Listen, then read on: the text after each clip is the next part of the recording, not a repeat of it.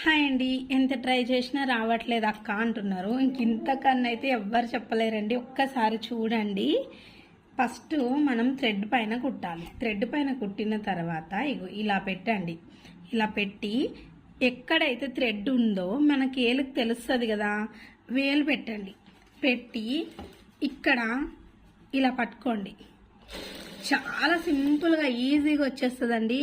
కరెక్ట్గా మనకి క్లాత్ పక్కన అంటే థ్రెడ్ పక్కనే పడుతుంది కుట్టు.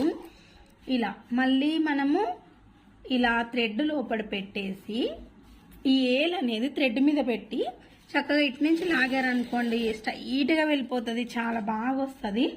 ఒక్కసారి అయితే ట్రై చేయండి. ఇలాగా మనం ఏమి సెట్టింగ్స్ అవి చేసుకునే పని లేకుండా పైపింగ్ థ్రెడ్ అనేది రెడీ చేసుకోవచ్చు. చూడండి ఎంత సన్నం అనేది వస్తుందో, మీరు ఎంతైనా రెడీ చేసుకోవచ్చు. ఇలాగా చూడండి.